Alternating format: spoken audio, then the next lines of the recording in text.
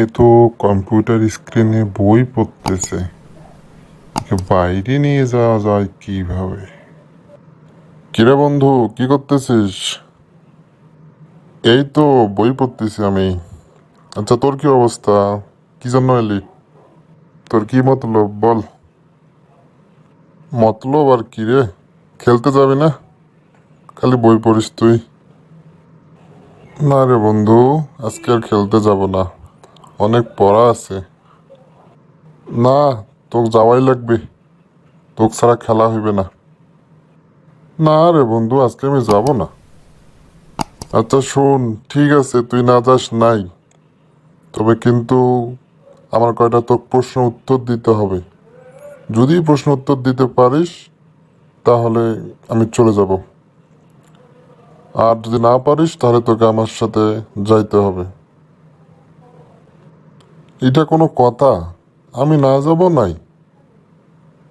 আচ্ছা ঠিক আছে, কি প্রশ্ন করবি কর, দেখি।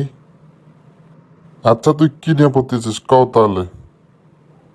এই হ্যাভ টু আর হ্যাভ টুর নিয়ম পড়তেছি।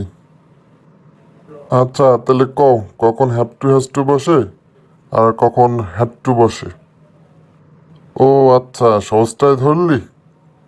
শোন, ক্রিয়ার সাথে যখন তে হবে বোঝায় তখন হ্যাভ টু এবং হ্যাজ টু বসবে।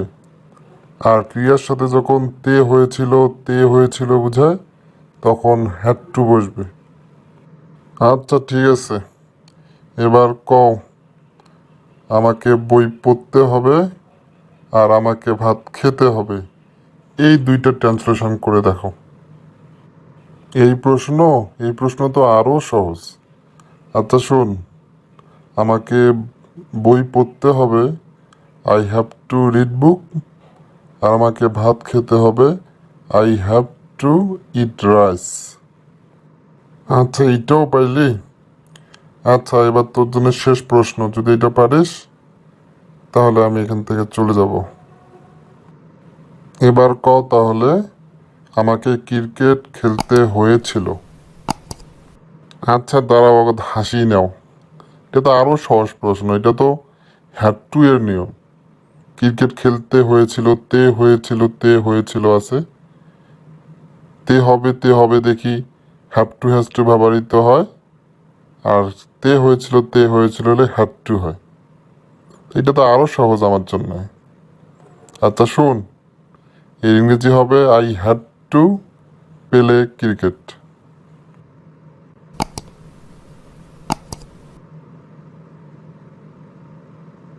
Hello friends, thanks for watching this video. If you like this video, so please subscribe, like, comment and share to encourage me to make a new video like this.